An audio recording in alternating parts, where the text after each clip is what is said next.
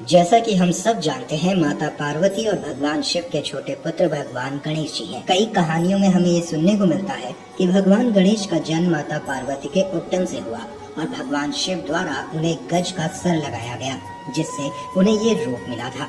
इसलिए भगवान गणेश को गजानन भी कहा जाता है। आज हम आपको भगवान गणेश से जुड़ी कुछ ऐसी बातों से रूबरू कराएंगे जो आपने पहले कभी नहीं सुनी होगी। तो आखिर गणेश जी पाताल लोक के राजा कैसे बने? भगवान गणेश से जुड़ी ये बात शायद बहुत कम ही लोग जानते हैं कि भगवान गणेश पाताल लोक के राजा भी हैं। एक बार की बात है, गणपति महाराज ऋषि मुनियों के पुत्रों के साथ पराशर ऋषि के आश्रम में खेल रहे थे। तभी खेल के दौरान वहाँ कुछ नाग कन्याएं आ पहुँचती हैं और सभी नाग कन्याएं गणेश जी से प्रार्थना करने लगती हैं कि वो एक बार हमारे लोक चले। भगवान गणेश नाग कन्याओं की इस विनती को मान लेते हैं और उनके साथ नाग लोक के लिए चले जाते हैं। नाग लोक पहुंचने पर नाग कन्याओं ने उनका हर तरह से स्वागत सत्कार किया। जब नाग कन्या उनका आदर सत्कार कर रही थी, तभी वहाँ नागराज वासुकी ने भगवान गणेश को देखा और उनका मजाक उड़ाने के मन से वासुकी भगवान गणेश से बातें करने लगे और उनके रूप के बारे में भी बात करने लगे। रूप के बारे में सुनते ही भगवान गणेश जी को गुस्सा आ जाता है। तभी गणेश जी वासुकी के स्तन पर पैर रख देते हैं और उनसे उनका मुकुट लेकर खुद ही पहन लेते हैं।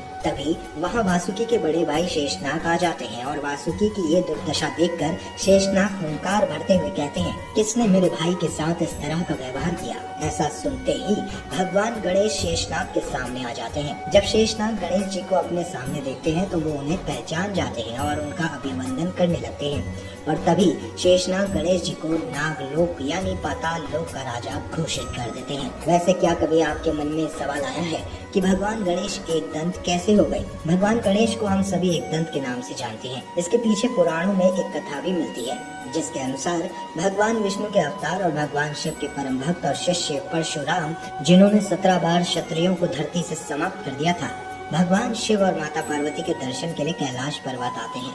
और उस समय भगवान शिव ध्यान में मगन थे और पहरे पर स्वयं भगवान गणेश बैठे हुए थे। जब परशुराम ने भगवान शिव के दर्शन करने चाहे तो भगवान गणेश परशुराम को दर्शन करने से रोक देते हैं। इससे परशुराम को बहुत क्रोध आ जाता है और इस वजह से वो भगवान गणेश को धक्का दे डालते हैं। नीचे गिरते ही भगवान गणेश को भी क्रोध आ गया। परशुराम ब्राह्मण थे तो गणेश जी ने उन पर प्रहार करना सही नहीं समझा। उन्होंने परशुराम को अपनी सूंड से जकड़ लिया और चारों दिशाओं में गोल गोल घुमाने लगे। कुछ ही पलों के बाद उन्होंने परशुराम को छोड़ दिया और कुछ देर तक तो परशुराम शांत मुद्रा में खड़े रहे, लेकिन जब उन्हें अपने अपमान का एहसास होने लगा तो उन्होंने अपने फरसे से भगवान गणेश पर वार कर दिया। वो फरसा भगवान शिव का दिया हुआ था तो गणेश जी उनके वार को खाली नहीं जाने देना चाहते थे। ये सोचकर उन्होंने फरसे के उस वार को अपने एक दांत पर छीन लिया। फरसा लगते ही भगवान गणेश का दांत टूट कर गिर गया। इतना सब देख अंतर्यामी भगवान शिव ध्यान मुद्रा से जाग गए और उन्होंने दोनों को शांत करवाया। तब से भगवान गणेश का एक ही दांत रह गया और वो एक दंत कहलाने लगे।